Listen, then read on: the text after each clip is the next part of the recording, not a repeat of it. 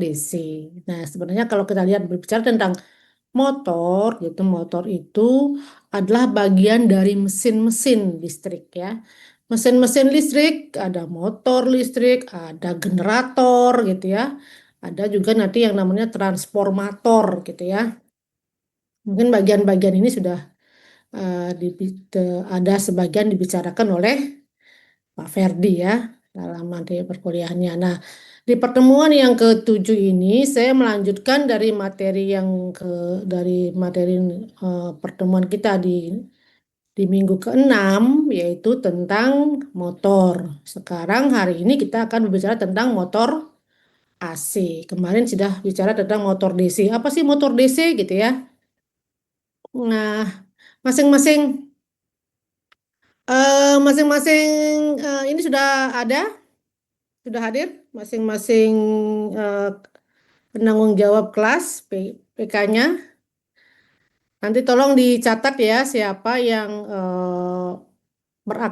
maksudnya partisipasinya gitu yang berpartisipasi dalam pembelajaran di pertemuan ketujuh ini tolong dicatat gitu ya. Nah, mungkin karena namanya nanti pas bertanya atau pas memberikan apa namanya eh, membantu menjawab suatu permasalahan gitu ya. Nanti tolong dibantu ya. Saya lupa namanya siapa tuh nanti. Sudah hadir semua PK-nya, penanggung jawab kelasnya? Yang kelas A PJ siapa? kelas B sudah hadir. Ah ya, nanti Arsi tolong di ini ya, nanti dicatatkan kalau misalnya ada yang aktivitasnya hari ini gitu ya, yang lebih aktif Baik, dalam Ibu. hari ini. Baik itu bertanya ataupun nanti memberikan tanggapan gitu ya. Hmm. Ah, kita sudah membahas tentang, saya mungkin akan share dulu, share screen dulu ya. Eh, Nah, terkait nanti UAS, nah mungkin nanti yang ngasih UASnya adalah Pak Ferdi. Mungkin sudah ada apa namanya perjanjian dengan Pak Ferdi, artinya sudah ada kalian UTS-nya gimana? Masing-masing kelas? Apa digabung?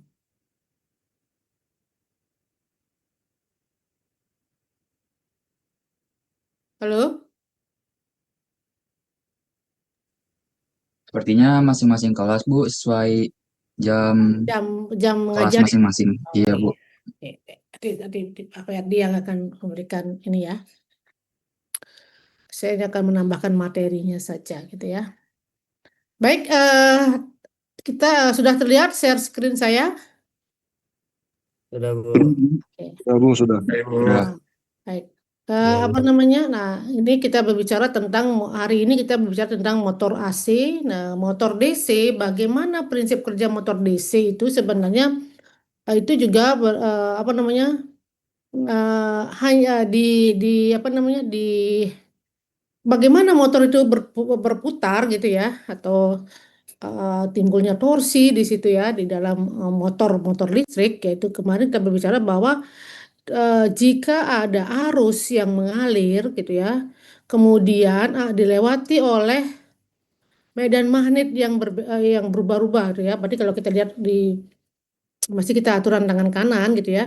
Jika ada arus yang mengalir, kemudian ada apa namanya medan magnet gitu ya.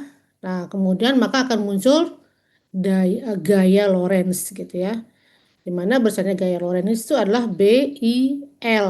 Apa B? B adalah medan magnet yang melewati arus, I-nya adalah arus, L-nya adalah panjang, ya.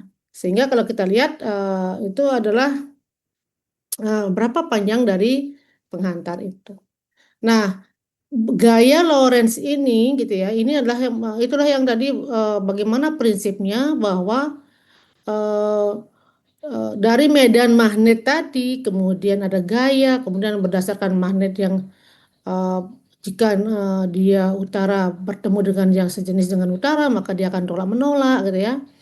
Utara dengan selatan akan tarik menarik. Nah, prinsip itulah digunakan di dalam bagaimana menimbulkan putaran di dalam motor DC kemarin. Kita sudah melihat bagaimana apa namanya animasi dari timbulnya perputaran dalam motor DC. Nah, mungkin hari ini juga kita akan nanti ada animasi bagaimana motor AC itu gitu ya. Bagaimana prinsip dari motor AC itu.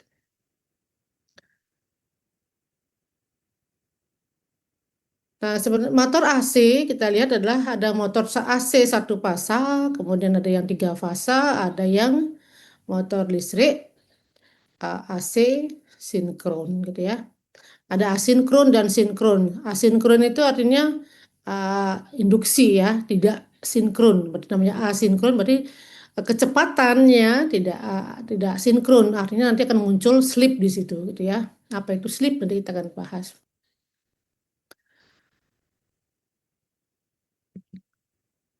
Nah, apa dari CPMK kita yang kita inginkan adalah pertama adalah mengetahui, memahami tentang motor listrik AC, kemudian memahami dan apa namanya bagaimana prinsip kerja motor listrik AC, kemudian memahami dan mengetahui jenis-jenis dari motor listrik AC.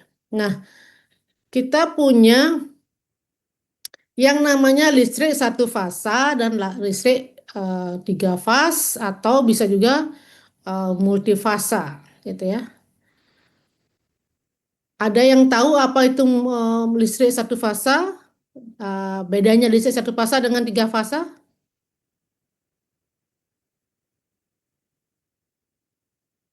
Kalau satu fasa itu fasa netral dan kalau tiga fasa itu RST dan N, Bu.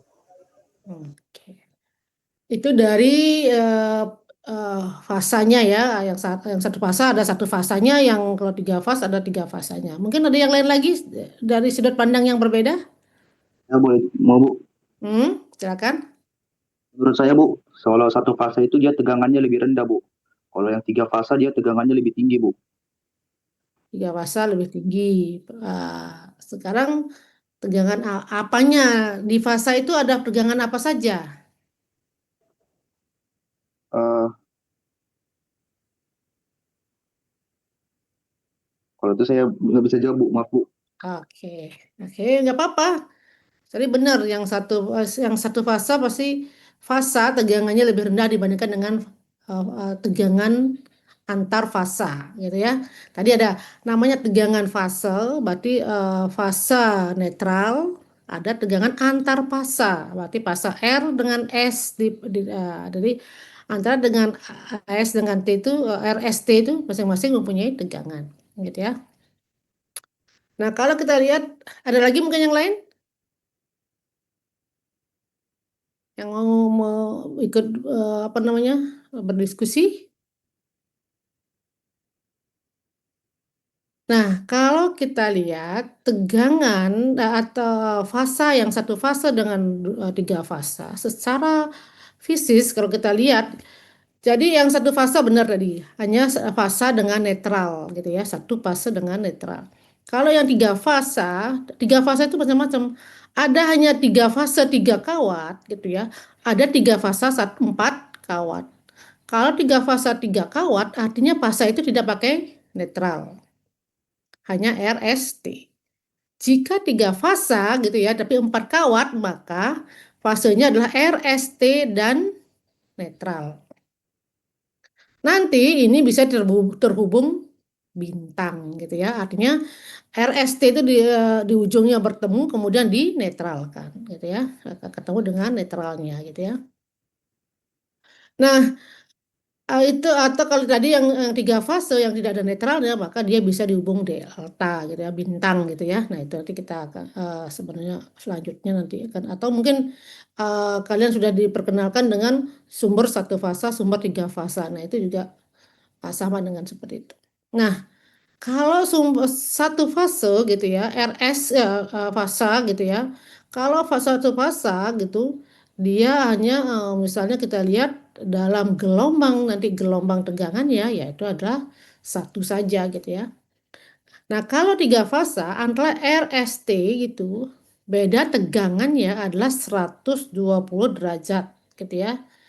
Nah, itu ada pergeseran antara fase R, fase T, fase R, S, dan T itu. dia bergeser, fasenya adalah 120 derajat. Nah, itu ya. Itu yang membedakan antara satu fase dengan 3 fase. Nah, motor listrik ya kita akan lihat. Jadi motor listrik ada motor AC dan motor DC. Nah, motor DC sudah kita bahas kemarin. Nah, sekarang kita fokus di motor AC atau motor bolak-balik. Nah, motor bolak-balik tadi ada yang namanya motor sinkron dan motor asinkron atau induksi gitu ya. Nah, induksi juga nanti terbagi atas satu fase atau 3 fase gitu ya. Nah, kita mengenal hanya jaringan satu fase dengan 3 fase atau 3 fase. Tetapi di luar ada yang namanya multifase, bisa 5 fase, bisa 6 fase gitu ya. Itu tergantung dari kebijakan atau yang diambil oleh negara-negara lain gitu ya. Ada di luar negeri ada yang menggunakan misalnya 6 fase gitu ya. Tetapi kita di Indonesia yang penerapannya hanya baru 1 fase dan 3 fase gitu ya. Nah, motor AC adalah motor listrik yang digerakkan oleh alternator atau arus bolak-balik. Dari sumbernya adalah sumber arus bolak-balik. Nah, gitu ya. Sehingga dia juga bergerak mengikuti nanti aturan yang ditimbulkan oleh arus bolak-balik ini. Nah, jenis motor listrik AC itu tadi ada sinkron dan asinkron atau induksi, 1 fase dan 3 fase. Nah, untuk motor sinkron gitu ya, atau asynchronous motor gitu ya, ini adalah motor AC bekerja pada kecepatan tetap pada sistem frekuensi tertentu. Jadi kecepatannya tetap gitu ya. Jadi sinkron gitu. Jadi dia kecepatannya sama dengan kecepatan nominalnya. Nah, motor ini memerlukan arus searah untuk membangkitkan daya dan memiliki torsi awal yang rendah. Jadi motor ini adalah, kalau motor sinkron gitu ya, dia perlu arus searah untuk membangkitkan daya dan torsinya rendah. Torsi awalnya rendah. Nah, karena rendah ini, sehingga cocok untuk penggunaan awal yang bebannya rendah, seperti misalnya kompresor udara, perubahan frekuensi gitu ya, itu adalah penggunaan motor sinkron gitu ya. Nah, ini juga motor sinkron mampu memperbaiki faktor daya sistem sehingga sering digunakan pada sistem yang menggunakan banyak daya listrik gitu ya. Sehingga di situ juga mencegah terjadinya penurunan faktor daya. Nah, faktor daya kalau kita lihat sangat dipengaruhi oleh beban. Kalau bebannya induktif gitu ya, kalau dengan motor-motor listrik sebenarnya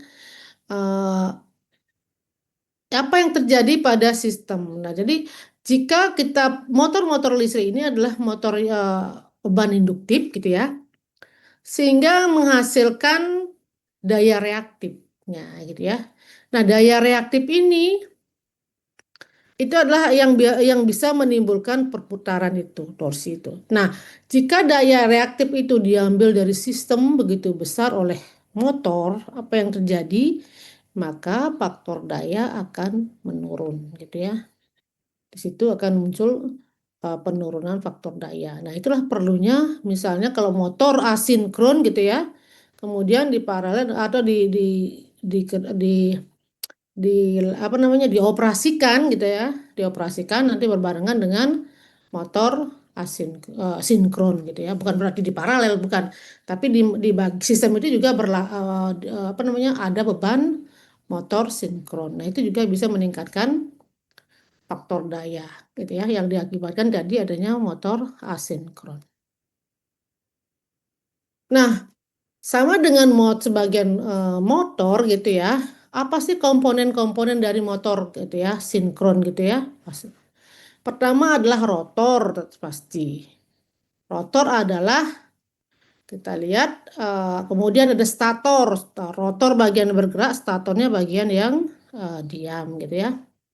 Nah, perbedaan utama antara motor sinkron dan motor induksi atau asinkron gitu ya, bahwa rotor mesin sinkron berjalan pada kecepatan yang sama dengan perputaran medan magnetnya. Jadi itu sinkron dia antara putarannya dengan medan magnetnya. Nah, sehingga di sini slipnya adalah uh, tidak ada slip gitu ya. Nah, kemudian hal ini memungkinkan terjadi sebab medan magnet rotor tidak lagi terinduksi, ya, karena dia bukan sinkron, berarti sehingga medan magnet tidak lagi terinduksi gitu ya. Nah, rotor memiliki magnet permanen atau PMSM gitu ya, atau arus DC excited gitu ya. Jadi rotornya bisa apa namanya, bisa magnet permanen, bisa juga yang menggunakan belitan melalui DC, penguatan DC tadi. Jadi kan kita kemarin bicara untuk menghasilkan medan magnet bisa kita menggunakan magnet permanen sehingga kita tidak membutuhkan arus penguatan karena sudah menghasilkan gitu ya, sudah ada material magnetnya yang menghasilkan medan magnet. Nah, jika kita tidak menggunakan medan magnet permanen gitu untuk menghasilkan medan magnetnya, maka dibutuhkan belitan. Nah, belitan itu agar dia bisa bersifat magnet maka harus dialiri arus gitu ya. Nah, dia menggunakan penguatan arus itu, penguatan arus DC gitu ya. Nah, ini kayak seperti yang kita bicarakan kemarin gitu ya, minggu lalu gitu, atau pertemuan kita yang keenam, bahwa penguatannya itu bisa dia self gitu ya, dia sendiri gitu ya, atau dia bisa juga menggunakan penguatan dari luar gitu ya. Jadi sumber dayanya itu atau sumber baterainya itu atau di sumber DC tadi itu dia gunakan terpisah gitu ya, antara tadi belitan jangkar dengan belitan medannya gitu ya. Kalau dia gunakan bersama maka dia self excited gitu ya, atau self penguatan sendiri gitu.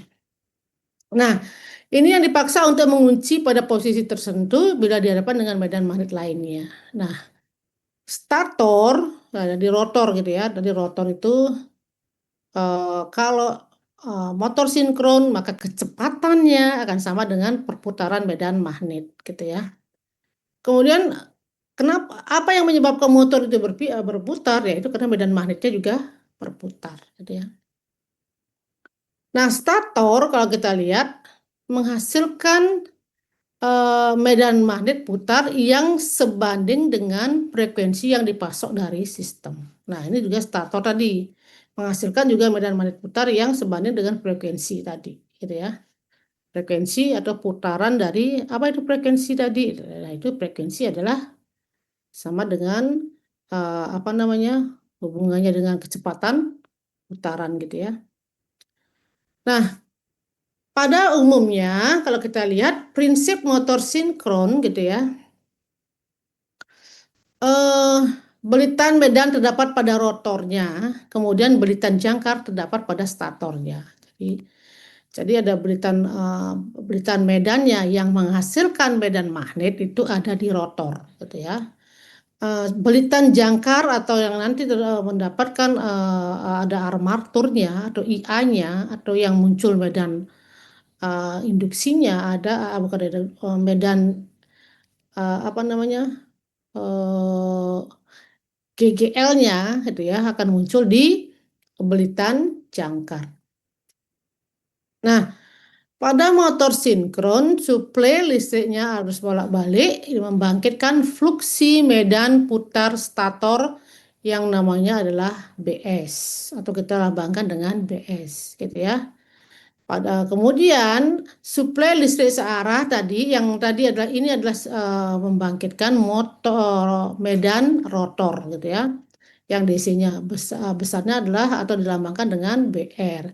Yang di stator adalah medan stator, yang di rotor adalah medan rotor. Berarti motor ini tidak menggunakan tidak menggunakan magnet permanen gitu ya. Karena apa? Karena di sini kita lihat ada supply arusnya di sini ya. Nah, sehingga kalau kita lihat di sini jadi akan ketahuan mana yang pakai permanen magnet, mana yang tidak gitu ya. Nah, tipe motor sinkron salah satunya adalah permanen magnet synchronous motor dari PMSM. Artinya kalau dia adalah permanen magnet gitu ya, berarti pembangkit apa namanya? Pembangkit medan magnetnya adalah magnet permanen gitu ya. Jadi dia tidak bukan menggunakan belitan gitu ya, tapi menggunakan magnet permanen. Nah, adapun rotor adalah bagian yang berputar yang dipasangkan Pak dengan magnet permanen. Nah, kita akan lihat di sini pada motor sinkron gitu ya, yang berputar di situ artinya medan medan magnetnya gitu ya akan ada di rotor. Jadi magnetnya itu ditempelkan di rotor, nanti magnetnya yang berputar gitu ya. Ketika stator diberikan daya dengan arus AC 3 pasal, maka medan magnet berputar di sekitar rotor ya. Jadi apabila kumparan stator tadi armaturnya sekarang ada di stator gitu ya, medan apa namanya belitan medannya ada di rotor gitu ya, mendapatkan dari sumber 3 fase, maka kumparan stator timbul flux magnet putar. Nah, flux magnet putar ini setiap saat akan memotong kumparan stator. Sehingga pada ujung-ujung kumparan stator timbul GGL armatur gitu ya. Sehingga disinilah armaturnya. Sehingga GGL-nya ini muncul di stator. Nah, flux putar yang dihasilkan oleh arus bolak-balik terus tidak seluruhnya tercakup oleh kumparan stator. Dengan kata lain adalah pada kumparan stator timbul flux bocor ya, yang dinyatakan dengan hambatan armatur atau RAM gitu ya. Dan reaktansi armaturnya adalah XAM. Nah, kalau kita berbicara tentang penghantar satu misalnya kabel gitu ya, pas dalam itu ada besarnya kita selalu tahu kan, oh penghantar itu pasti punya resistansi, ada resistansinya, tetapi juga ada nilai reaktansinya sebenarnya gitu ya. Nah, kumparan rotor terletak antara kutub-kutub magnet ke utara dan selatan yang juga mempunyai flux magnet. Nah, tadi kumparan rotor tadi gitu ya. Jadi ya rotornya tadi ada kumparannya ada penguatan medannya ada di rotor gitu ya. Nah, rotor juga menghasilkan magnet gitu ya. Nah, sehingga ini kedua flux magnet tersebut akan berinteraksi dan mengakibatkan rotor berputar dengan kecepatan putar sinkron dengan kecepatan putar yang sinkron dengan kecepatan. Jadi, kecepatan rotor dengan kecepatan statornya sama. Jadi kecepatan rotor itu kan kita lihat bahwa dia berputar sebenarnya. Nah, bagaimana dengan kecepatan stator? Statornya kan diam. Apa maksud perkataan ini? Berarti bahwa untuk motor sinkron maka kecepatan rotornya berputar akan sama dengan kecepatan dari putaran stator. Apa maksud dari kata ini?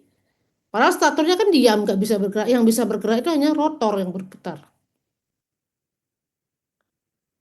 Ini artinya bahwa yang dikatakan kecepatan rotor itu berputar sinkron dengan kecepatan medan magnet itu berputar di dalam stator. Jadi di stator itu ada medan magnet yang berputar gitu ya. Sehingga itulah yang akan mendorong tadi kalau kita lihat prinsip kerja yang motor DC, kalau dia ketemu dengan di mana dia akan berpindah kutubnya sehingga yang tadi ketemu utara dengan utara akan terus ditolak terus sehingga dia terus bergerak gitu dong. Seolah terus didorong didorong didorong gitu ya. Nah, itulah menyebabkan dia terus berputar. Nah, di motor sinkron gitu ya. Perputaran sinkron dari kecepatan dari rotornya akan sama dengan kecepatan dari medan magnet yang berputar di dalam stator. Nah, pada motor DC kita lihat dah GGL armatur bersanya tergantung pada kecepatan putar rotor. Sedangkan pada motor AC gitu ya, GGL armatur itu besarnya tergantung pada faktor daya beban yang berupa kumparan stator. Artinya tergantung juga nanti dari arus AC yang tadi itu. Karena yang menimbulkan GGL armatur adalah arus AC yang dimasukkan ke dalam motor gitu ya. Nah, itu. Nah, untuk memperbesar kopel putar rotor gitu ya, kecepatan putaran rotor Nah, kutub-kutub magnet yang terletak pada bagian rotor dililit kumparan dan kumparan tersebut dialiri dengan arus DC. Ini yang dikatakan sebagai arus penguat, gitu ya. Sehingga medan penguatnya ada di rotor. Nah, kumparan rotor yang ikut berputar dengan kumparan stator akan timbul fluks putar rotor yang bersifat reaktif terhadap fluks putar stator atau back EMF-nya. Back EMF-nya ya. Jadi ada GGL lawannya itu memback gitu ya, atau melawan EMF yang dihasilkan oleh armatur tadi. Nah, ini disebut dengan reaktans pemagnet atau XM gitu ya. Reaktansi pemagnet bersama-sama dengan kita kan mutualisme.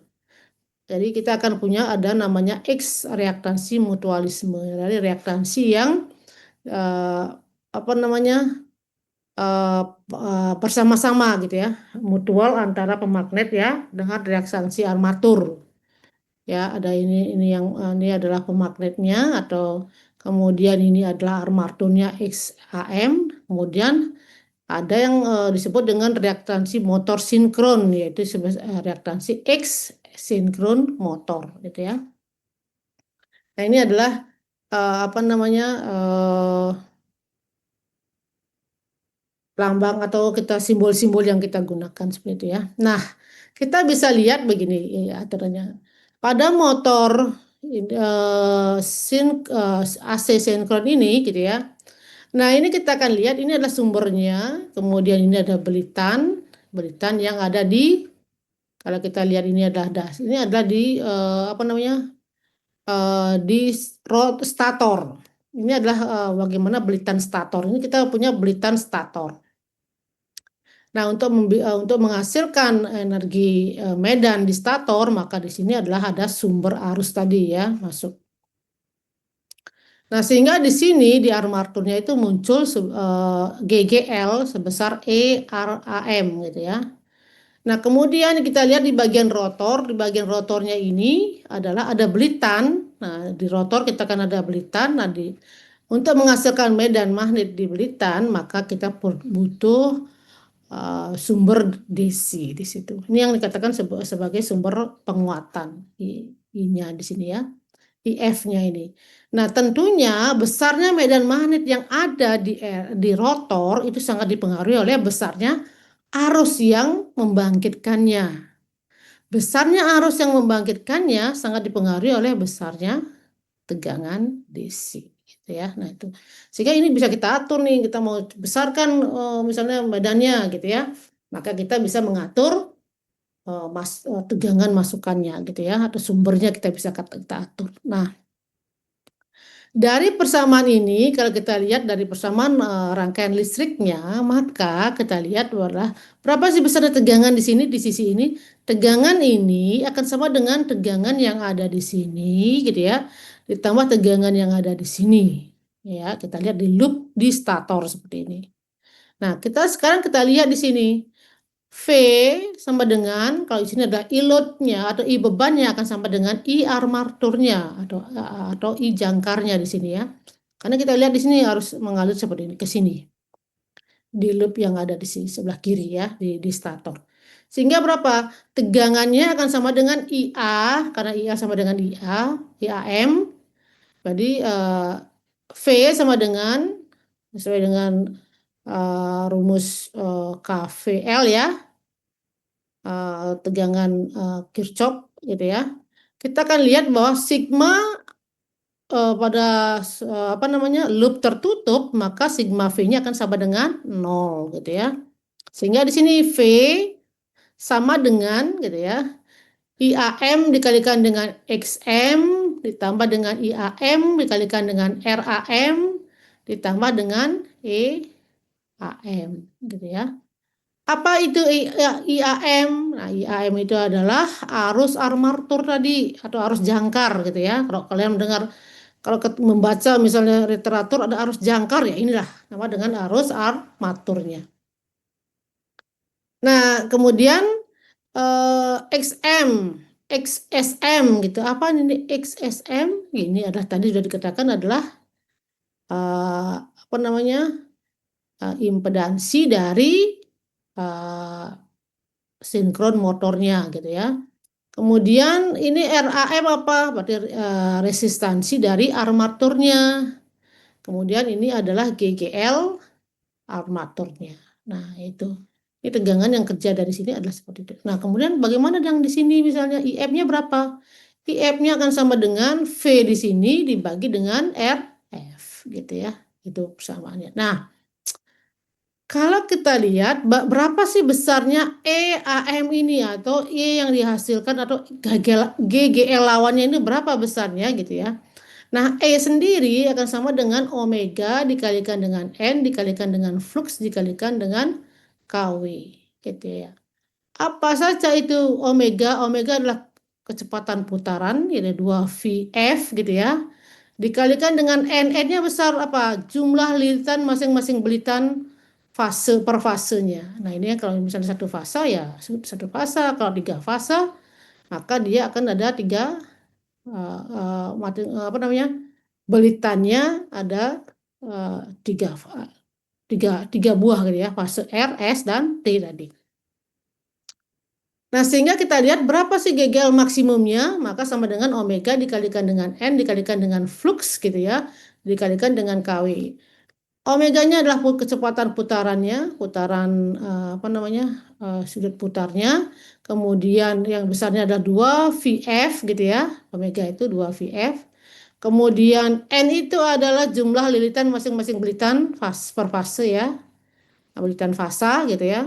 Kemudian fluksinya apa? Fluksi tiap kutub akibat dari arus eksitasi IF. Jadi fluksi yang dihasilkan oleh uh, medan atau yang ada di rotor ini.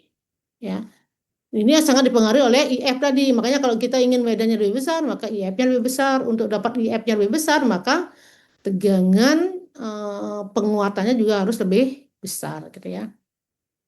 Nah, itu persamaannya. Kalau tiga fase, maka Emax tiga fase adalah 2 VF itu omega ya, per akar 2 dikalikan dengan N dikalikan flux dikalikan dengan KW. KW apa? Faktor belitan. Nah, faktor belitan nanti bermacam-macam gitu ya. Ada yang 1,5. Apa yang menyebut kenapa faktor belitan itu gitu ya? Pada saat kita melilit gitu ya, biasanya kan kalau kita satu lingkaran gitu ya. Kalau misalnya kita melilitkan di dalam bentuknya ada lingkaran gitu misalnya ya. Di dalam kita melilitkan sekali kita lilitkan, dua kali kita lilitkan. Nah, kita tumpuk gitu ya.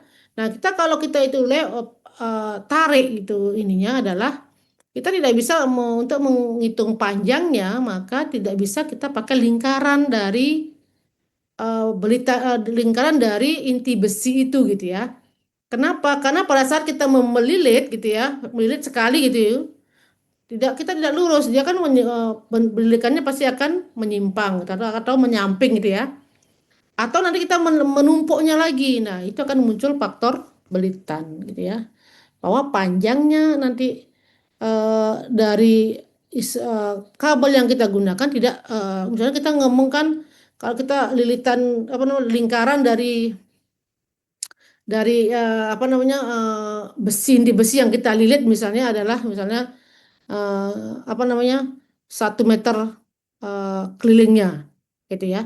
Tapi kalau kita melilit misalnya 10 kali lilitan, berarti 10 meter kita pakai gitu. Kenapa? Lebih dari 10 meter. Karena apa? Dia tadi itu ada penyimpangan, bisa saja kita menumpuknya lagi gitu ya. Nah, itu jadi panjangnya itu tidak hanya satu dikalikan dengan 10 lilitan, tetapi 1 kali 10 lilitan dikalikan dengan faktor belitan. Itu ada lagi namanya faktor belitan. Nah, itu besarnya juga nanti bermacam-macam, nanti ditentukan gitu ya.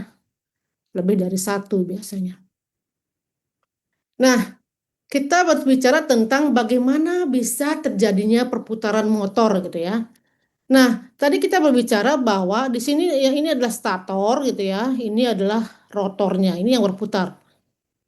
Tadi kalau kita inginkan di sini juga muncul NS itu artinya apa? Di sini harus tadi ada belitan penguatan gitu ya. Jadi kalau kita berbicara tentang ini adalah gini. Ini adalah bagian stator, ini adalah bagian rotor gitu ya. Ini ada NS, sorry, ini adalah S itu stator gitu ya. Nah, gitu ya. N itu adalah kutub utara stator, S adalah kutub selatan dari stator gitu. Jadi kita lihat bahwa ini adalah yang bagian luar ini, inti besi ini adalah bagian stator, ini adalah bagian rotor yang berputar. Mungkin kita balik di sini. Nah, ini adalah bagian stator, ini adalah bagian rotor. Nah, bagian stator itu adalah yang ini, bagian rotornya adalah yang ini, gitu ya. Nah, bagaimana rotor ini bisa berputar gitu ya. Nah, ini kita akan lihat ya, misalnya pada posisi A, pada siklus pertama ini kita lihat adalah jika di dalam rotor sendiri, di dalam stator sendiri tadi, nah kita lihat di sini stator ini ya, dengan kita memberikan arus maka akan ada medan magnet di stator yang bisa menghasilkan tadi GGL sebesar EAM gitu ya. Nah, di sini sehingga kita lihat bahwa di stator ada kutub juga gitu ya. Ada kutub selatan, ada kutub north utara, ini adalah selatan gitu ya. Shortnya selatan. Sehingga ini kita punya utara dan selatan. Nah, rotor sendiri dia punya belitan. Nah, kita kasih penguatan. Nah, sehingga apa muncul juga kutub di ujung-ujung dari stator. Muncul pasti kalau ada utara pasti ada selatannya gitu. Nah, pada kondisi ketemu utara dengan utara maka ini akan muncul tolak menolak sehingga dia bergerak gitu ya. Nah, ini kemudian uh, pergerakan ini yang di rotor ini juga sama dengan pergerakan dari kita lihat di stator. Nah, stator ini ada medan magnet. Nah, kita lihat pada kondisi A setengah siklus, di siklus berikutnya setelah ini berputar gitu ya, saling tolak menolak, nah, gitu ya. Jadi yang NS-nya ditolak ke kanan, bergerak ke kanan, yang N dari rotornya bergerak ke kiri, sama-sama dalam kondisi kecepatan sama. Nah, sehingga pada saat setengah siklus berikutnya, di sini yang dari utara menjadi selatan di stator, yang dari selatan menjadi utara dari statornya ada di sini karena dia bergerak putar ke sini, ini juga berputar ke situ, sehingga di sini adalah di utara dan selatannya berpindah, gitu ya. Ini bergerak ke kanan. Apakah ini bergerak? Artinya bukan bergerak rotor statornya nggak bergerak, tapi medan magnetnya yang bergerak gitu ya di sini. Magnetnya yang bergerak gitu.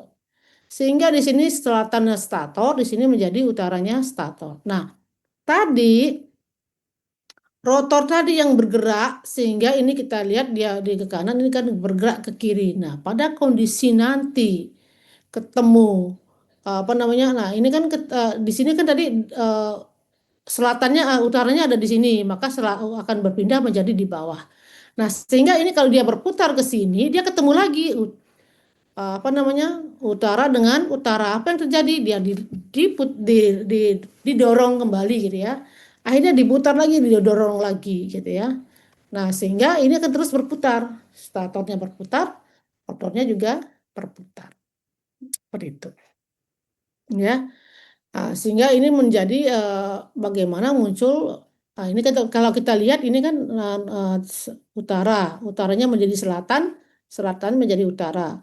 Nah, ini juga bergerak di sini pada saat pergerakan di sini. Nah, pada kondisi dia utara dengan utara lagi ketemu juga dengan utaranya di sini. Nah, ini juga didorong lagi gitu ya. Nah, sehingga di sini kan kita lihat bahwa kemana putarannya gitu. Nah, ini kalau rotornya tetap berputar seperti itu, nah bagaimana siklus berikutnya gitu ya? Nah, setengah siklus pertama tolak menolak sehingga putaran rotor berlawanan dengan arus jarum jam. Rotornya berputar ke sini. Nah, setengah siklus kedua terjadi tarik menarik gitu ya, sehingga putaran rotornya akan searah jarum jam. Gitu. Akhirnya ini juga ditarik ke situ gitu ya, atau nanti eh, apa namanya? Posisinya seperti itu nanti di sini akan N-nya akan ditarik oleh aduh, sorry. Nah, jadi setengah siklus berikutnya, siklus keduanya, maka perputarannya akan menjadi tadi yang ke kiri, ini akan menjadi ke kanan, yang di sini akan kembali ke yang di sini yang siklus ketiga tarik menarik sehingga putaran rotor searah jarum jam putarannya adalah sinkron gitu ya. Nah, ini di start awal dia seperti itu, setelah itu dia akan sinkron kecepatannya gitu ya. Dia akan mengikuti bahwa dia akan terus mengikuti searah jarum jam. Nah, mesin sinkron hanya beroperasi pada kecepatan sinkron, yaitu kecepatan konstan yang dapat ditentukan oleh jumlah kutub dan frekuensi pergantian dari tegangan lilitan jangkar gitu ya. Nah, dikatakan sinkron gitu karena kecepatannya tadi berhubungan langsung dengan frekuensi listrik stator gitu ya. Oleh karena itu, kecepatan sinkron itu dijadikan dengan seperti ini. Jadi omega S gitu, kecepatan putaran dari stator gitu ya. Jadi kecepatan sudut medan magnetnya dari stator tadi sama dengan omega dibagi dengan P per 2. Apa itu P? P adalah jumlah kutub. Ya, kenapa harus karena ini adalah ngomongin pasangan kutub gitu ya. Jadi P per 2. Nah, ini ya. Sehingga kita lihat omega apa itu omega 2 V dikalikan dengan F. F itu apa? Frekuensi gitu ya. P per 2 atau sama dengan 4 pi F per P radians gitu. Jadi omega jadi berapa kecepatan putaran dari dari statornya akan sama dengan 4 pi F per P. P-nya apa? P adalah jumlah kutub gitu ya. Kalau kita punya pasangan kutub, nah berapakah pasangan kutub gitu ya? Nah, kalau kita lihat pasangan kutub maka dia adalah jumlah kutub per 2 gitu ya. Ini sepasang kutub. Jadi kalau kita punya kutubnya utara selatan maka itu adalah satu pasang gitu ya, satu pasang magnet apa namanya? Pole atau sudutnya gitu ya. Atau sorry kutubnya gitu ya. Kalau misalnya utara selatan, kalau misalnya dalam sistem itu ada dua utara, dua selatan, maka dia ada dua pasang gitu ya. Ada 4 kutub, yaitu dua utara, dua selatan, tetapi itu ada dua pasang kutub gitu ya. Nah, hati-hati nanti diketahui kalau jumlah kutub kah atau jumlah pasang kutub gitu ya.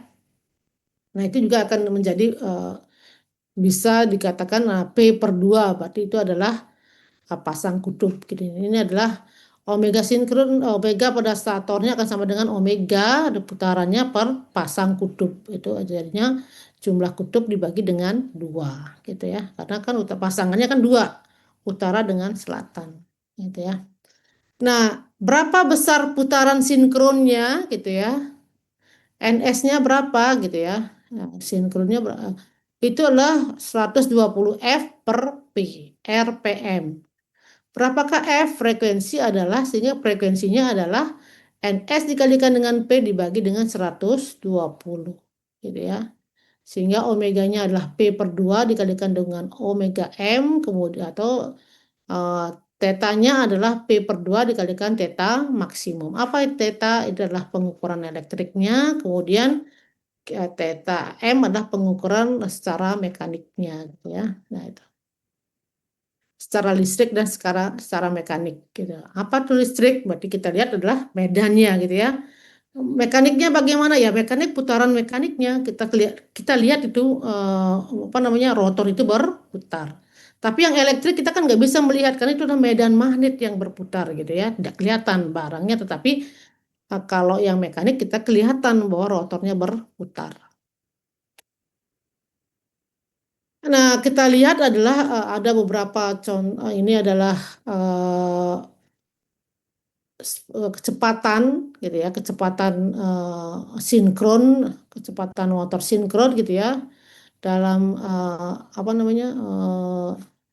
Kita lihat kecepatannya ini dengan jumlah pole atau jumlah kutubnya adalah 2 gitu ya. Pada frekuensi 50 Hz, maka kecepatan sinkronnya adalah 3000 gitu ya. Ini adalah kalau ini sebenarnya adalah putaran per menit gitu ya. Nah, kemudian dengan frekuensi 60 Hz maka kecepatannya adalah 3600. Kalau fullnya naik jumlahnya, maka kita lihat adalah kecepatannya turun pada frekuensi yang sama, gitu ya. Nah, kalau frekuensinya naik, gitu ya, berbeda frekuensi, semakin besar frekuensinya, maka kecepatannya adalah lebih besar dibandingkan yang frekuensinya lebih rendah. Kita lihat di sini. Nah, ini bagaimana dengan hubungan? Nah, ini kita lihat. Berbicara dengan kecepatan, maka frekuensinya semakin tinggi, gitu ya, maka kecepatannya semakin tinggi karena dia berbalik lurus, ya. Kecepatannya semakin tinggi, maka kecepatannya semakin tinggi. Kemudian kalau kita lihat di sini, kecepatan akan berbanding terbalik dengan jumlah kutub. Jika jumlah kutubnya naik, maka kecepatannya akan turun pada frekuensi yang tetap. Nah, kita akan lihat pada frekuensi yang tetap, jika jumlah polnya atau naik atau bertambah, maka kecepatannya akan menurun, gitu ya. Itu tadi persamaan tadi. Nah, konstruksi motor AC sinkron gitu ya, itu induksi. Nah, tadi kan kita berbicara tentang yang sinkron gitu ya. Yang ini adalah yang asinkron gitu, yang atau yang induksi. Jadi motor induksi pada dasarnya mempunyai 3 bagian penting, yaitu adalah stator, celah udaranya, ada celah antara stator dengan rotornya, dan rotor gitu ya. Jadi stator, celah, dan rotor. Nah, stator mempunyai bagian yang diam tadi ya, yang dan mempunyai kumparan menginduksi medan elektromagnetik kepada kumparan rotornya gitu ya. Nah, kemudian yang kedua ada celah, merupakan celah udara tempat berpindahnya energi dari stator ke rotor di situ. Kemudian yang ketiga adalah rotor, tadi bagian yang bergerak gitu ya, sama ini sebenarnya. Nah, pada bagian stator, celah, dan rotor itu bagiannya. Nah, ada yang tadi kita berbicara tentang klasifikasi motor induksi, ada 3, satu motor induksi satu fas gitu ya, satu fasa, hanya memiliki satu gulungan stator ya. Pasokan dayanya satu fasa, memiliki rotor sangkar tupai. Nah, squirrel cage gitu ya. Ini rotor sangkar, bukan rotru ini ya. Ini rotor sangkar sarang sangkar tupai namanya. Jadi kita eh, nanti kita lihat, mudah-mudahan tadi ada contohnya, memerlukan alat untuk menghidupkan motornya gitu ya, dan digunakan untuk peralatan rumah tangga seperti kipas angin gitu ya. Kipas angin motor induksi satu fasa yang memutar baling-balingnya adalah motor AC, tapi yang menggerakkan kepalanya ke sana ke sana ke sini itu digunakan adalah kemarin itu ya, motor DC gitu ya. Kemudian motor induksi juga digunakan di mesin cuci, di pengering pakaian ya. Dan dayanya bisa 3 sampai 4 HP gitu ya. Atau juga bisa motor pompa air gitu ya. Nah, gitu bisa kita. Itu adalah motor-motor induksi yang digunakan. Nah, yang 3 fase gitu ya, yang ada 3 pas gitu ya. Medan magnet yang berputar dihasilkan oleh pasokan 3 fasa yang seimbang gitu ya. Jadi motor memiliki daya yang tinggi. Nah, untuk yang 3 fasa pasti motor mempunyai daya yang tinggi. Rotornya dapat berupa sangkar tupai atau bisa juga rotor belitan. Artinya kalau rotor belitan berarti dia memakai belitan yang banyak itu ya. Kalau yang namanya sangkar berarti dia seperti apa namanya, bilah-bilah gitu ya. Dia bukan pakai apa namanya, bukan pakai belitan tapi pakai bilah-bilah seperti sangkar gitu ya. Seperti kita lihat kalau sangkar misalnya sangkar tupai yang berputar itu. Nah, itu bisa modelnya seperti itu. Apa penggunaannya? Bisa guna sebagai pompa yang 3 fas ya, kemudian kompresor, belt conveyor, grinder, dan lain-lain. Ini adalah kapasitasnya adalah bisa dari kapasitas besar gitu ya, hingga ratusan horsepower gitu ya. Nah, itu adalah motor 3 fas. Nah, yang tadi katakan ini adalah belitan tadi. Nah, ini adalah yang rotor sangkar gitu ya, rotor apa namanya, sangkar atau tadi sangkar tupai tadi dikatakan. Nah, ini adalah bentuknya adalah bilah-bilah yang seperti ini ya. Tidak menggunakan belitan seperti ini yang namanya belitan. Gitu ya. Rotor belitan berarti kita ada apa namanya, kawat yang banyak gitu kita belitkan gitu ya. Nah, kalau ini yang rotor sangkar, nah, modelnya akan seperti ini, bilah-bilah seperti ini, kemudian dimasukkan ke dalam ini gitu ya. Ini kemudian ini adalah Seperti ini adalah rotor sangkarnya, di situ ada ya seperti ini modelnya. Itu dari bentuk konstruksi dari rotornya. Nah, ini kita akan perlihatkan sama dengan kemarin bagaimana prinsip dari Single phase induction motors require just one power phase for terdengar suaranya. they are found in Dengar, Bu. Jelas Bu, jelas. Dengar Bu. Jelas. Dengar. Dengar Bu. components of single phase motors are as follows. Ini adalah contoh dari single fasa, Which is a rotating itu fasa. A stator winding, which is stationary, it has got two parts, one main winding and one auxiliary winding. Auxiliary winding is placed perpendicular to the main winding. A capacitor is connected in auxiliary winding. Let's assume there is only one coil in main and auxiliary winding. To understand its working better,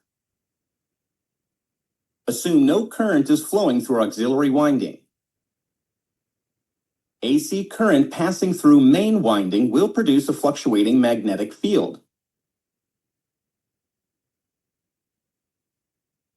Working a single-phase induction motor is simple. Just put one rotor, which is already rotating, inside such a magnetic field. You can note one interesting thing. The rotor will keep on rotating in the same direction. The reason is as follows. The fluctuating field is equivalent to sum of two oppositely rotating magnetic fields. This concept is known as double revolving field theory.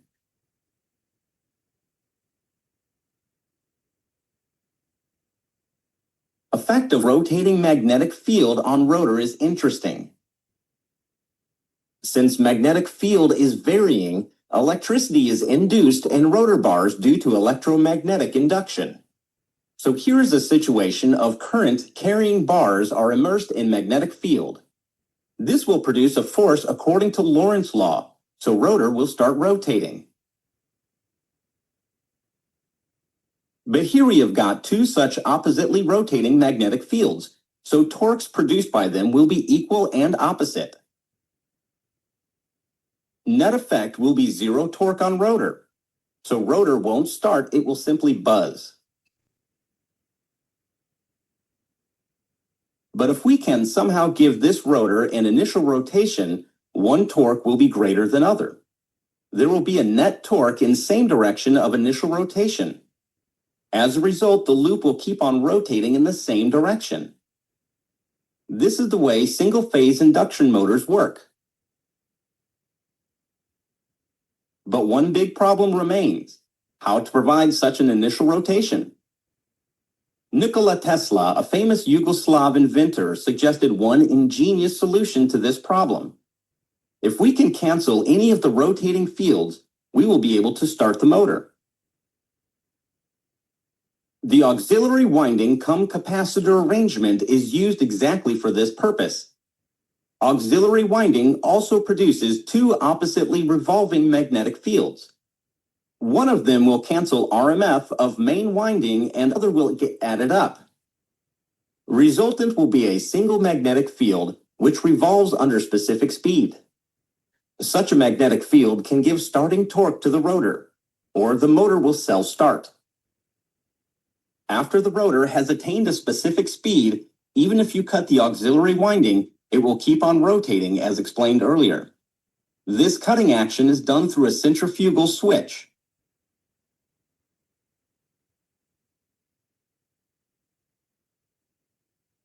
That's all about working of single-phase motors. Thank you. A rotor which is placed perpendicular to Nah, itu ya, bagaimana motor induksi satu fasa atau asinkron satu fasa. Nah, kalau motor satu fasa gitu ya, karena ada torsi di situ, torsi awal, maka dia seperti yang tadi dikatakan, ini ya, di mana ini? Pada kondisi di mana tadi tegangannya, daya yang prinsip kerja tadi gitu ya, kita kembali tadi, ini ada apa namanya ada kumparan utamanya, kemudian ada auxiliary atau kumparan bantu gitu ya. Nah, sehingga kita ada lihat adalah bagaimana di sini kan dia menghasilkan, karena ini adalah satu kumparan untuk ASI, satu fase ini, sehingga nanti di situ akan muncul tidak bisa berputar untuk torsi awal, maka gaya yang harus dihasilkan itu di samping dia oposit atau berlawanan, tetapi dia juga harus kalau dia sama, besarnya arahnya sama dengan kecepatan yang sama, maka tadi kita lihat bahwa motor itu Of tidak currents bergerak. carrying bars are immersed in magnetic. Nah, ini kita lihat. Nah, ini bagaimana kondisi ini adalah motornya nggak bergerak nih. But if we- Nah, gitu ya. Sehingga kenapa? Sama gayanya sama dan besarnya juga sama. Nah, agar bisa bergerak apa? Salah satu gayanya boleh arahnya apa namanya mempunyai kecepatan yang berbeda. Artinya gayanya harus tidak boleh sama antara F1 dengan F2. Nah, itu baru bisa akan ada yang bergerak. Nah, pada motor satu fasa untuk starting atau awalnya itu maka dia dibutuhkan adalah agar ini berbeda gitu ya, maka harus ada penggeser fasa gitu ya. Jadi antara pembangkit apa namanya medan magnet yang dibangkitkan oleh belitan utama harus ada yang menggeser lagi belitan bantunya itu dia akan menghasilkan medan magnet yang tidak sama dengan medan magnet utama. Nah, untuk itu dia butuhkan kapasitor tadi. Kenapa dalam motor induksi satu fasa harus ada kapasitor? Dan dia akan untuk startingnya sebenarnya. Dia memberikan pergeseran sepertinya kalau kita lihat kalau dia pakai sumber tiga fasa maka RST-nya itu kan ada pergeseran tegangan 120 derajat. Nah, ini juga untuk satu fasa biar bisa dia bergerak maka harus ada beda fasa sehingga itu menghasilkan gaya yang berbeda gitu ya.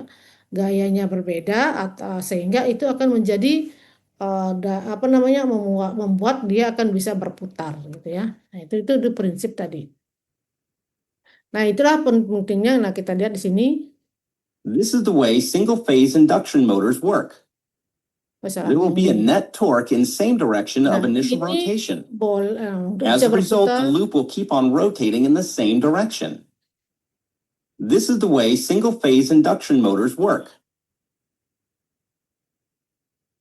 But one big problem remains: how to provide such an initial rotation. Nikola Tesla, a famous Yugoslav inventor, suggested one ingenious solution to this problem. If we can cancel any of the rotating fields, we will be able to start the motor. The auxiliary winding cum capacitor arrangement is used exactly for. Nah, ini ya. Jika kita mematikan yang untuk starting lagi kita nggak bisa lagi dia motornya tidak akan bisa berputar. Nah, caranya bagaimana tadi belitan bantunya dihubungkan dengan kapasitor. Nah, kapasitor apa? Dia menggeser fasa ya. Fungsinya kapasitor apa? Kalau kita bicara kapasitor maka arusnya akan mendahului dari tegangannya. Nah, sehingga itu kan menggeser fasanya. Nah, itulah yang bisa kita gunakan prinsipnya untuk starting motornya gitu ya. Sehingga motor satu fasa memang harus butuh starting dari Auxiliary winding also produces two oppositely revolving magnetic fields. One of them will cancel RMF of main winding and other will get added up. Resultant will be a single magnetic field which revolves under specific speed. Such a magnetic field can give starting torque to the rotor, or the motor will self-start. After the rotor has attained a specific speed, even if you cut the auxiliary winding, it will keep on rotating as explained earlier. This cutting action is done through a centrifugal switch.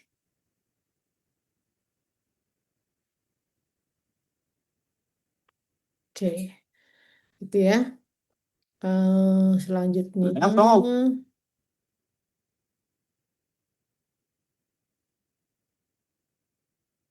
This is an electrical motor. is one of the most important devices ever to be invented. These motors are used everywhere, from pumping the water we drink to powering elevators and cranes, even cooling nuclear power stations. So we are going to look inside one and learn in detail exactly how they work in this video, which is sponsored by the Great Courses Plus. Visit the link in the video description to start a free trial and get access to some truly great online courses. The induction motor will look something like this.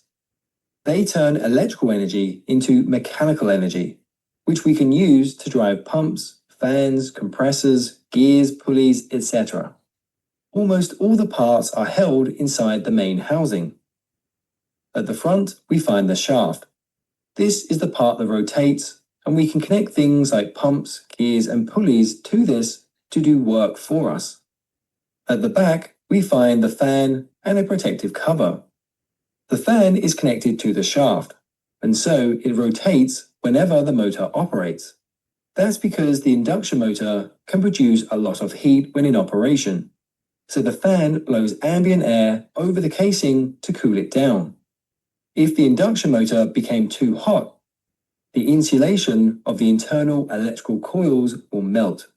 This will cause a short circuit and the motor will destroy itself. The fins on the side of the enclosure help to increase the surface area, and that lets us remove more unwanted heat. The shaft is supported by some bearings, which sit inside the front as well as the rear shields. The bearings help the shaft rotate smoothly and also hold it in position. Inside the housing, we find the stator. The stator is stationary and does not rotate. This consists of a number of copper wires which are wrapped into coils between the slots positioned around the inner perimeter. The copper wires are coated with a special enamel, which electrically insulates the wires from each other. This means electricity has to flow through the entire coil.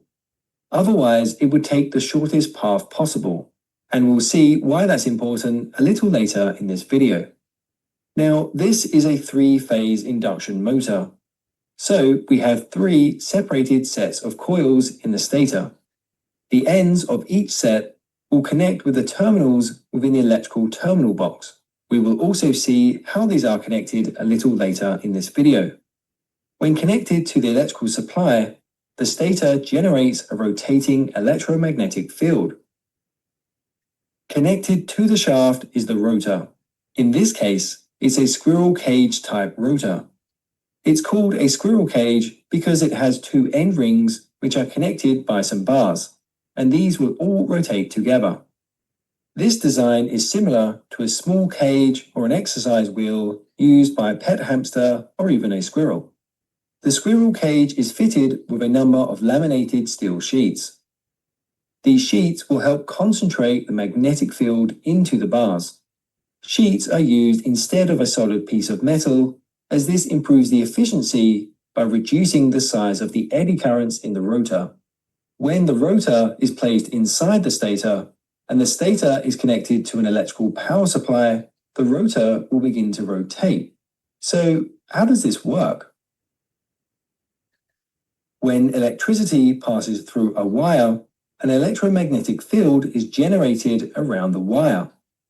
We can see this by placing some compasses around the wire. The compasses will rotate to align with this magnetic field. If the direction of current is reversed, the magnetic field also reverses, and so the compasses will change direction.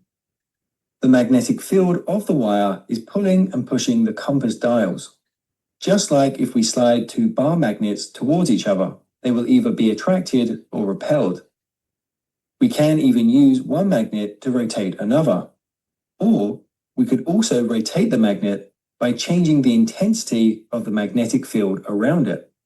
If we place a wire in a magnetic field and pass a current through it, the magnetic field of the wire will interact with the permanent magnet's magnetic field, and the wire will therefore experience a force. This force will move the wire either upwards or downwards, depending on the direction of current and the polarity of the magnetic fields. If we wrap the wire into a coil, the electromagnetic field becomes stronger. The coil will produce a north and south pole, just like a permanent magnet. We call these coils of wire an inductor. When we pass an alternating current through the wire, the electrons will be constantly changing direction between flowing forwards and backwards. So, the magnetic field will also expand and collapse, and the polarity reverses each time. When we place another separated coil in close proximity and complete the circuit, the electromagnetic field will induce a current in the second coil. We can connect two coils together and place them opposite each other to create a larger magnetic field. If we placed a closed loop of wire inside this large magnetic field, we will induce a current in the loop. As we know, when we pass a current through a wire, it generates a magnetic field. And we also know the magnetic fields will push or pull each other when they interact. So, this loop of wire will also generate a magnetic field, and this will interact with the larger magnetic field. Each side of the coil will experience opposing forces, which causes it to rotate. This loop is therefore our rotor, and the coils are therefore our stator. The rotor will only rotate until it aligns with the stator coils. At this point, it will likely get stuck, as the induced current reverses with the coil. To overcome this, we need to introduce another set of coils in the stator, and we must connect these to another phase. The electrons flow in this phase at a slightly different time. So, the electromagnetic field will also therefore change in strength as well as polarity at a slightly different time. This will force the rotor to rotate. Inside the induction motor, we have three separated coils which are used to produce a rotational electromagnetic field. When we pass an alternating current through each coil, the coils will produce an electromagnetic field which changes in intensity as well as polarity as the electrons change direction. But if we were to connect each coil to a different phase, then the electrons in each coil will change direction at a different time. This means the polarity and intensity of the magnetic field will also occur at a different time. To distribute this magnetic field, we need to rotate the coil sets 120 degrees from the previous phase. We then combine these into the stator. The magnetic field varies in strength and polarity between the coils, which combine to produce the effect of a rotating magnetic field. We saw earlier in this video that current can be induced into a second coil when in close proximity. The bars of the squirrel cage are shorted at each end, which therefore creates multiple loops or coils. Each bar therefore induces a current and creates a magnetic field. The magnetic field of the rotor bars interacts with the magnetic field of the stator. The rotor bar's magnetic field is attracted to the magnetic field of the stator. As the magnetic field is rotating, the rotor will therefore also rotate in the same direction as the magnetic field to try and align with it, but it will never be able to fully catch up. The bars of the rotor are often skewed. This helps distribute the magnetic field across multiple bars and stops the motor being able to align and jam. The stator contains all of the coils or windings used to create the rotating electromagnetic field when electricity is passed through the wires. To power the coils, we find an electrical terminal box on the top, or sometimes on the side. Inside this box, we have 6 electrical terminals. Each terminal has a corresponding letter and number. We have U1, V1, and W1, then W2, U2, and V2. We have our phase 1 coil connected to the 2 U terminals, then the phase 2 coils which are connected to the 2 V terminals, and lastly the phase 3 coil which is connected to the 2 W terminals. Notice that the electrical terminals are arranged in a different configuration on one side to the other. We will see why that is in just a moment. We now bring in our 3-phase power supply and connect these to their respective terminals. For the motor to run, we need to complete the circuit, and there are two ways to do this. The first way is the delta configuration. For this, we connect across the terminals U1 to W2, V1 to U2, and W1 to V2. This will give us our delta configuration. Now, when we provide AC current through the phases, we see that electricity flows from one phase to another as the direction of AC power reverses in each phase at a different time. That is why we have the terminals in different arrangements in the terminal box, because we can easily connect across and allow electricity to flow between the phases as the electrons reverse at different times. The other way we can connect the terminals is to use the star or Y configuration. In this method, we connect between W2, U2, and V2 on only one side. This will give us our star or Y equivalent connection. Now, when we pass electricity through the phases, we see the electrons are shared between the terminals of the phases. Due to their design differences, the amount of current flowing in the star and delta configuration is very different. And we're going to see some calculations for these towards the end of this video. But first, I want to tell you about the Great Courses Plus. All of our viewers can get a free trial right now learning platform that lets you pick voltage of 400 volts. We see that if we measure between any two phases. But with the star configuration, all our coils are connected together and meet at the star point or neutral point. It's from this point that we can run a neutral wire if needed. So this time, when we measure the voltage across the ends of any coil, we get a lower voltage of 230 volts. That's because the phase isn't directly connected to two coils, like in the delta configuration. One end of the coil is connected to a phase, but the other is connected to a shared point. So the voltage is therefore shared. The voltage is less as one phase is always in reverse. We can calculate this by 400 volts divided by the square root of 3, which is 230 volts. As the voltage is less, the current will be 2. If this coil also has an impedance of 20 ohms, then 230. Oke. Tadi kita di awal membicarakan apa itu beda tegangan fase, tegangan antar fase ini ya. Tadi dikatakan kalau kita lihat tegangan antar fase itu adalah antar fasenya ini R dengan S atau R dengan T-nya gitu ya.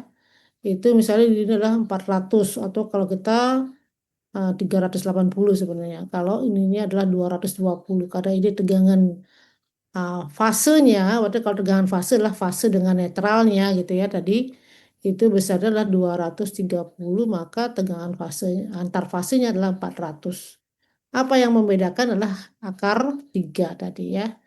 Jadi itu yang kita bicarakan tentang apa beda tadi satu fase dengan 3 fase. 3 fase bisa muncul tegangan antar fase gitu ya.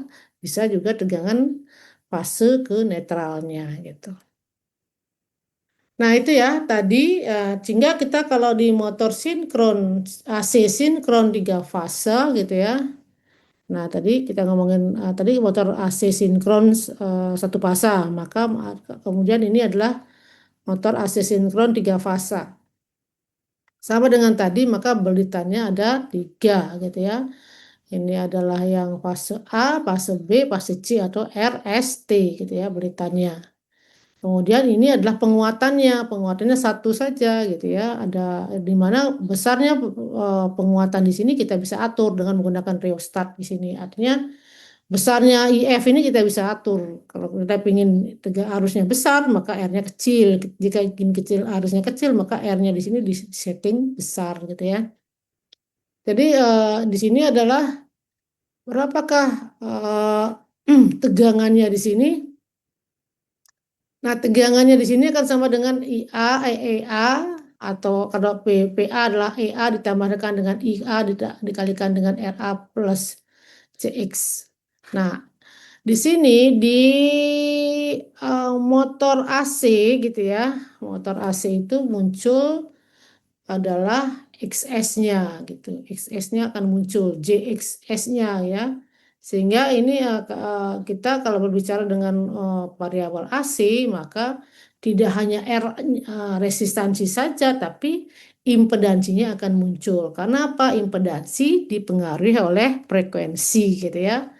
Atau XS sama dengan impedansi sama dengan omega X gitu ya. Nah, itu yang omega L gitu ya. Sehingga kita tahu berapa besarnya di situ gitu ya. Itu XL akan sama dengan omega L gitu ya. Nah, itu sangat dipengaruhi oleh besarnya frekuensi. Nah, kalau AC, kalau DC tadi kita berbicara tentang motor DC, maka kita nggak berbicara tentang XS gitu ya atau XM gitu ya. Tetapi kalau kita berbicara motor dan adalah AC, maka impedansinya diperhitungkan gitu ya. Karena besarnya impedansi itu sangat dipengaruhi oleh frekuensi. Di mana frekuensi ada adalah di sumber AC. Nah, ini adalah tadi motor induksi ya. Bagaimana kerja tadi sudah kita lihat ya. Tadi saya tidak akan membicarakannya lagi, nanti itu diperhatikan lagi. Nah, kemudian pada motor induksi, saya katakan tadi, kecepatannya tidak sinkron, karena motor asinkron, makanya dikatakan sebagai motor asinkron. Artinya kecepatan nanti putaran rotornya tidak sama dengan kecepatan putaran dari medan magnetnya, gitu ya. Nah, sehingga di situ akan muncul apa? Namanya muncul slip. Nah, ya, slip itu adalah kalau kita adalah dikatakan sebagai kecepatan slip. Jadi itu adalah kecepatan slip itu adalah atau slipnya berapa persen adalah kecepatan statornya dikurangi dengan kecepatannya dibagi dengan kecepatan statornya. Gitu ya.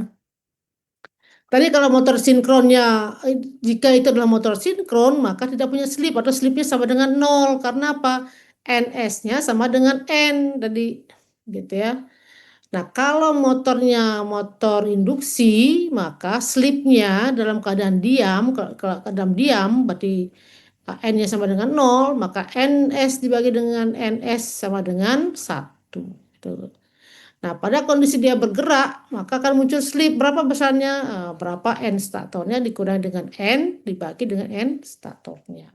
Ya.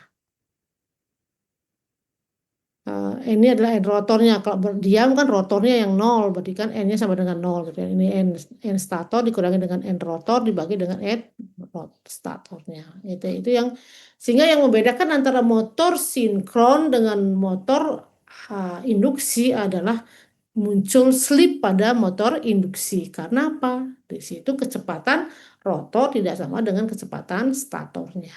Gitu ya. Artinya kecepatan stator itu adalah kecepatan medan putar yang ada di stator. Itu ya. Kemudian torsinya berapa sih besarnya? Nah, kalau torsi, gitu, kalau berdasarkan daya inputannya berapa? Sama dengan daya subnya tadi, sama dengan T. T itu apa? Torsinya gitu ya. T ini adalah torsi dari prime movernya. Penggeraknya apa? Nah, itu dikalikan dengan omega mekaniknya. Jadi putaran mekaniknya. Berapa P outputnya gitu ya, sama dengan 3 kali tegangan dikalikan dengan arusnya dikalikan dengan cos P. Gitu. Cos P-nya adalah berapa faktor dayanya gitu ya. Itu adalah cos P-nya. Sehingga sama dengan kalau 3 fase tadi, ini ngomongin fase, berarti kalau kita ngomongin outputnya kita gunakan ini adalah akar 3 dari V fase ya dikalikan dengan I lainnya gitu ya. Ini yang 3 fase. Sehingga berapa Vmax-nya? Vmax-nya adalah 3 dikalikan dengan EA dikalikan dengan V theta dibagi C dibagi dengan XS. XS apa tadi? XS itu adalah impedansi dari statornya gitu ya. Nah, ini torsinya sama dengan T, torsinya sama dengan P dibagi dengan omega M-nya atau kalau torsi maksimumnya adalah Vmax-nya dibagi dengan omega bukan omega maksimum, omega mekaniknya gitu ya. Nah, ini adalah torsinya. Jadi ini adalah karakteristik dari motor itu adalah daya dan torsi gitu ya. Nah, efisiensinya berapa? Kalau kita lihat efisiensi dari motor itu adalah masukan dikurangi dengan rugi-rugi dibagi dengan masukan dikalikan dengan 100%. Nah, rugi-rugi ini apa yang ada di motor? Bisa rugi-rugi terjadi rugi histeresis, kemudian rugi belitan jangkar, rugi belitan armatur, rugi sikat. Nah, kita akan lihat di mana tuh muncul tadi rugi-ruginya ini. Nah, kita akan lihat rugi-ruginya muncul adalah pada saat armatur. Berarti kan dia punya belitan, dia punya RA. RA dikalikan dengan I kuadrat, tadi I kuadrat R-nya, maka itu menjadi rugi daya di dalam belitan. Belitannya mana? Belitan jangkar. Nah, karena ini ada jangkar ada, kemudian di belitan medannya. Di belitan medannya ada juga R nggak? Ada R F tadi. Nah, jika dia kenakan I kuadrat dari IF-nya dikalikan dengan RF-nya muncul juga daya-daya, rugi-rugi daya. Nah,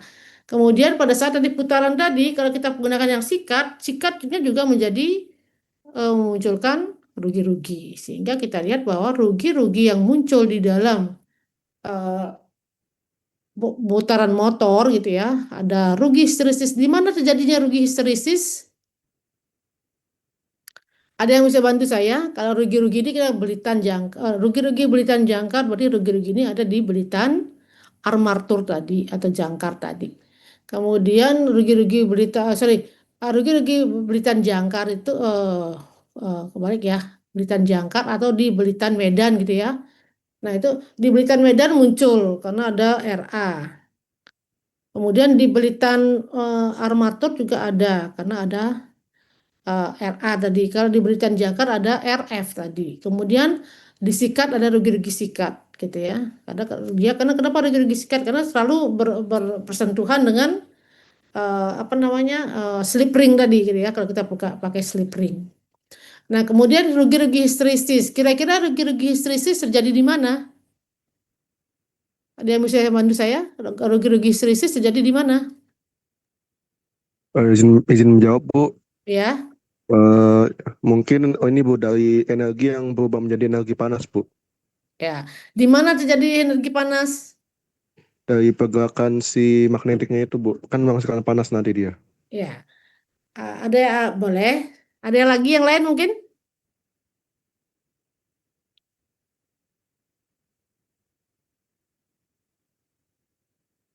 Ada yang bisa bantu?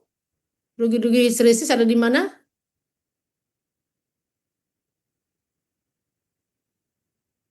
Yang lain ada yang bisa bantu? Histeresis ada di mana?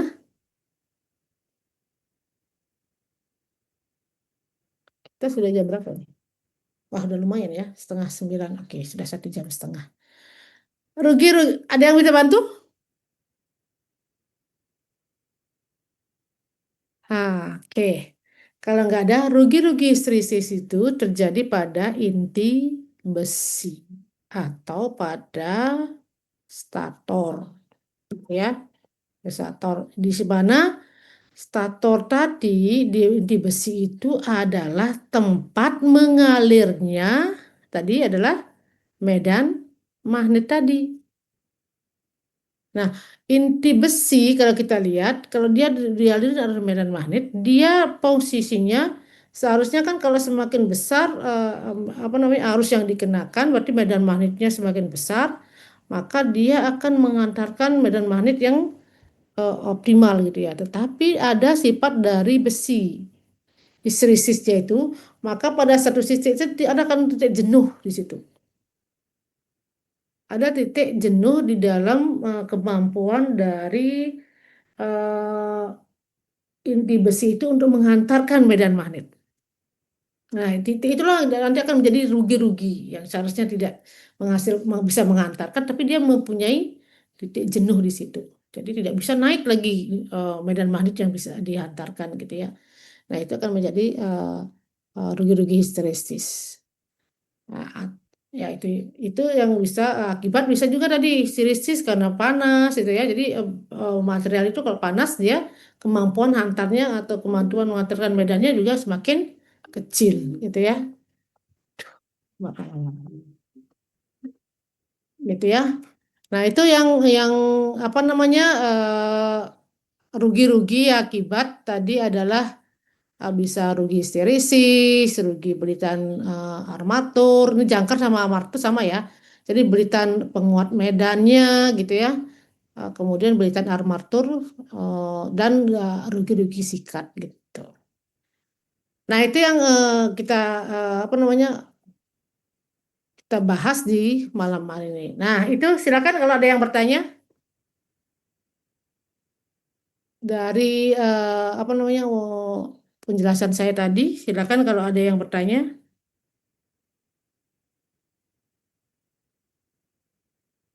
Nah, ini ada tugas, nanti silakan dikerjakan tugasnya, nanti dikumpulkan. Nah, kalau nggak salah saya sudah di leads ya, hari Minggu. Kita. Hari Minggu, tapi jamnya saya lupa tuh. Tadi lihat di ini ya, di leads pengumpulan tugasnya, seperti itu. Baik, ini yang bisa saya sampaikan pada pertemuan motor AC ini. Tadi ada beberapa ilustrasi, bukan ilustrasi, beberapa tadi di video tadi adalah begitu apa namanya, bagaimana proses medan magnet itu ditimbulkan pada stator oleh medan tiga pas gitu ya. Kalau tiga pas dia langsung memang karena tiga fase itu adalah sudah bergeser 120 derajat, memang hasil ininya sudah berubah utara selatannya itu seperti sudah berjalan di dalam rotor itu ya. Jadi rotor itu kutubnya sudah terus berjalan. Utara selatannya terus mengikuti dari inputan dari tiga fasenya. Nah, kemudian bagaimana rotor itu terinduksi, kemudian dia punya penguatan medan dikuatkan lagi dengan medannya gitu ya, kutubnya sendiri. Nah, itu dia mengikuti yang stator punya kutub sendiri, kemudian rotor juga punya kutub. Nah, tadi itu yang selatan, utara terus berputar gitu ya, mengikuti terus begitu. Kenapa itu muncul dengan sendirinya? Kenapa? Karena sudah sumbernya bergeser 120 derajat, jadi tidak sama. Nah, kalau kita lihat yang satu fase tadi gitu ya, kenapa yang satu fase dia tidak bisa kalau dia punya penguatan sendiri, maka dia harus menggunakan kapasitor tadi. Agar bisa starting, kemudian ada medan bantu gitu ya, ada belitan utama, ada belitan bantu. Jadi belitan utama tadi adalah statornya, belitan bantu ini adalah yang menghasilkan medan bantu gitu. Sehingga itu kalau kita lihat uh, itu yang akan menghasilkan apa namanya perputaran karena masing-masing kutubnya itu selalu berubah-ubah gitu ya sesuai dengan ininya. Nah, itu kan menyebabkan motor induksi satu fasanya berubah gitu ya, atau berputar gitu ya. Ya seperti itu. Nah, itu yang bisa saya sampaikan. Silakan kalau ada yang bertanya. Bu, izin Bu. Ya, Tadi saya ketinggalan absen, apakah masih bisa absen Bu? mohon maaf ya kalau ketinggalan absen, saya sudah bilang waktunya adalah saya kasih 30 menit gitu. Yang penting gini aja, kumpulkan tugasnya, nanti itu akan menjadi alternatif saya mempertimbangkan ya. Baik Bu, terima Tugasnya kasih ini Bu. dikerjakan jangan sampai lewat gitu ya. Ada lagi? Bu, izin tanya Bu. Ya, Eh, kalau misalnya tiga fasa itu ada karena dia bertambahnya kumparan atau lilitan-lilitan itu, kenapa bisa nggak sih Bu? Kayak misalnya 4 fasa terlebih gitu Bu. nah kalau fasanya 4 berarti 360 dibagi 4. Berarti antar fasenya itu ada berapa berarti ya? 90 derajat. Ya. Jadi ada pergeseran 90 derajat. Bisa nggak dia berputar ya? Bisa karena itu adalah apa namanya? Ada perbedaan. Tadi akan utara selatan karena kita punya sumbernya juga harus beda 4 fasa gitu ya. Tapi kita kan nggak punya sumber tiga. Kalau kita itu diterapkan di Indonesia nggak bisa kita terapkan di sini. Tapi di luar kalau yang negara yang memperlakukan multifase seperti itu ya mesti pas bisa gitu ya. Artinya secara prinsip itu kalau kita motor itu bisa bergerak kalau kita ada sumbernya. Kalau motor itu kita buat 4 fasa, maka sumber yang harus kita siapkan adalah sumber 4 fasa. Tapi kalau sumber 3 fasa kita pakai nggak bisa dia bergerak gitu loh. Ya. Bisa nggak kita buat 6 fasa? Bisa buat 6 fasa. Artinya masing-masing fasenya itu bergeser adalah 360 dibagi 6 adalah 60 derajat gitu. ya. Sebentar, ada yang bertanya lagi? Izin tanya, Bu. Oke. Mau Boleh nanya, Bu. saya sebentar, sebentar ya. Boleh saya izin sebentar lagi, saya membuka pintu karena nggak ada mbaknya dan saya harus membuka pintu. Ada yang ya Oh ya, sebentar baik. ya. Oke. Baik, Bu. Mohon maaf dulu sebentar. Sebentar. Kata ada yang di mana saya sebentar.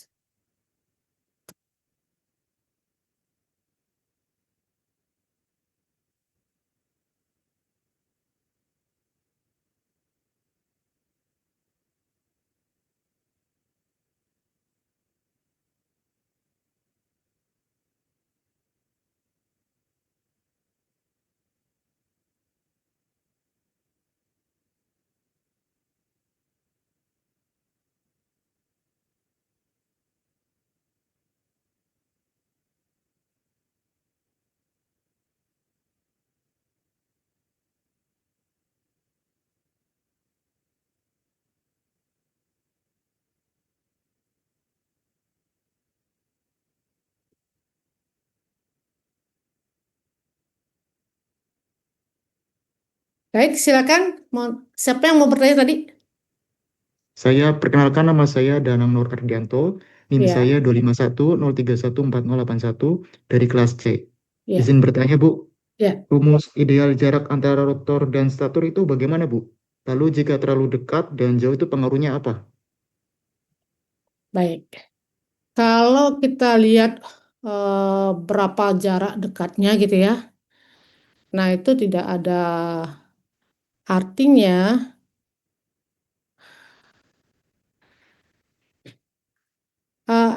jarak antara. Tadi dulu saya kok lari-lari.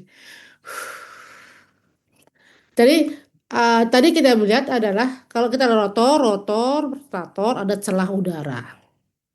Nah, kalau nanti ada rumus sebenarnya rumus yang lebih detail lagi gitu ya.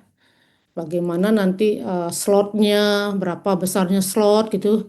Terutama pada saat kita ingin membuat desain dari stator dan rotor itu. Nah, celah udaranya juga sangat berpengaruh. Celah udara itu adalah kalau celah udaranya terlalu jauh gitu ya, maka rugi-rugi tadi maunya ini kita lihat. Kalau di mana tadi ada celah udara ini misalnya ya. Nah, ini. Ini kan nanti ada medan magnet dari stator ke rotor. Jika itu celahnya terlalu jauh, maka kemungkinan rugi-rugi yang ada di celah udara itu akan semakin besar. Gitu ya. Artinya medan magnet yang tadi keluar dari utaranya stator gitu yang diambil dia harus dia masuk ke selatannya si rotor gitu ya. Nah, ini jika celahnya terlalu besar, maka ini akan terjadi rugi-rugi yang ada di celah udara.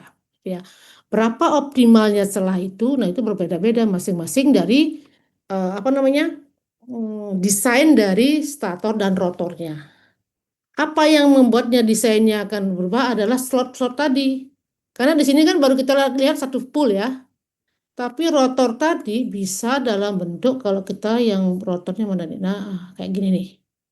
Nah, ini kan rotornya banyak nih.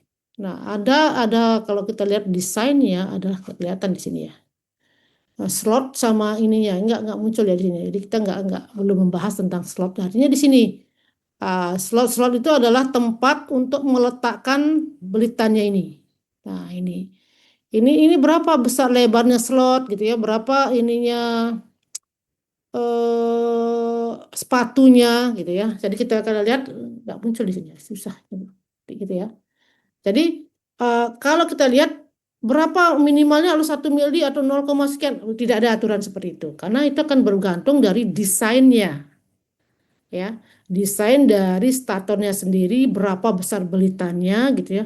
Kapasitasnya berapa. Kalau kita lihat semakin besar gitu ya motornya gitu, maka celahnya gitu bisa saja lebih besar. Kenapa? Karena medan magnet yang dibangkitkan adalah sangat besar gitu ya, lebih besar gitu ya, dayanya lebih besar, arusnya yang mengalir lebih besar sehingga medan magnet yang bergerak di situ juga besar. Sehingga celahnya mungkin dibandingkan dengan kita menggunakan motor yang kapasitasnya lebih kecil, maka harapannya kalau lebih kecil celahnya lebih lebih kecil dong, lebih optimal. Terus apakah itu bisa harus 0,1 mili gitu misalnya ya celahnya gitu. Apakah yang besar juga harus 0,1 mili? Makanya tidak ada aturan yang baku yang mengatakan bahwa celah antara rotor dengan stator harus sekian gitu enggak. Tetapi berdasarkan dari perhitungan besarnya kapasitas berapa besarnya medan magnet yang mengalir. Nah, tentunya itu celahnya jangan terlalu besar karena apa? Itulah di situ akan muncul rugi-ruginya. Ada rugi-rugi celah udara gitu ya. Nah, itu akan muncul. Nah, seperti itu. Itu mungkin siapa tadi? Sudah menjawab belum? Ya Bu, terjawab. Terima kasih Bu. Oke, ya. Nah, itu tidak ada peraturan baku yang menyatakan harus sekian jaraknya itu enggak. Tapi itu adalah berdasarkan nanti kapasitas dari motornya sendiri.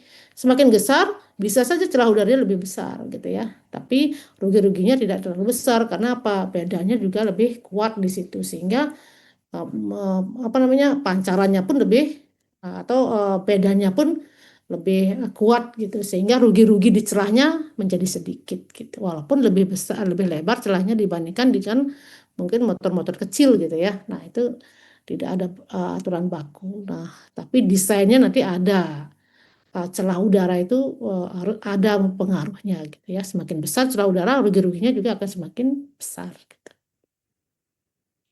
Ada lagi yang bertanya? Silakan kalau ada yang bertanya. Nah, tentunya tadi ya, saya harapkan walaupun itu berbahasa Inggris, tadi pengantar saya sudah menjelaskan di situ bagaimana prinsip-prinsip terjadinya putaran itu, gitu ya. Prinsip sebenarnya nanti bagaimana motor itu berputar adalah karena ada perputaran medan magnetnya tadi dari yang utara selatan dan adanya tadi gaya Lorentz tadi, di mana couple itu adalah pull, jadi dua pasang gaya dikalikan dengan jarak antara keduanya di pole-nya itu ya. Maka dengan salah satu menarik maka dia akan menjadi berputar seperti itu. Asal jangan gayanya sama tapi gayanya harus berlawanan. Dan kalau gayanya berlawanan besarnya sama masih bisa kita berputar.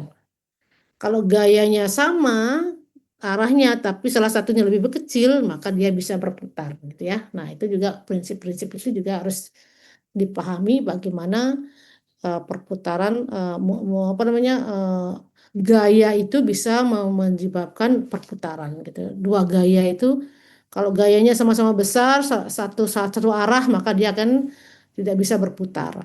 Tapi gayanya sama berbeda arah di pull berarti dia akan bisa berputar.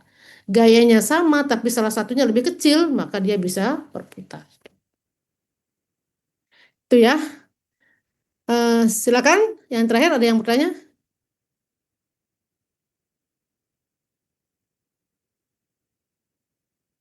Jika tidak ada yang bertanya, gitu ya, nanti silakan dikerjakan tugasnya. Ada yang siapa namanya? Saya lupa. Yang bisa bantu saya, siapa tadi?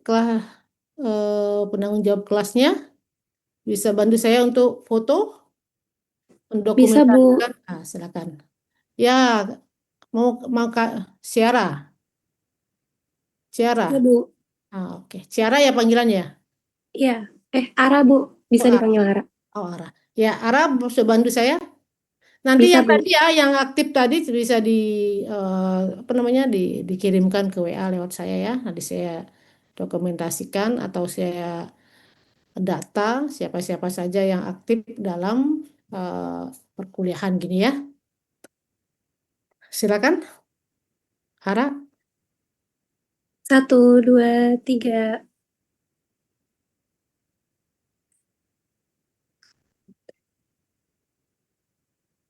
1, 2, 3.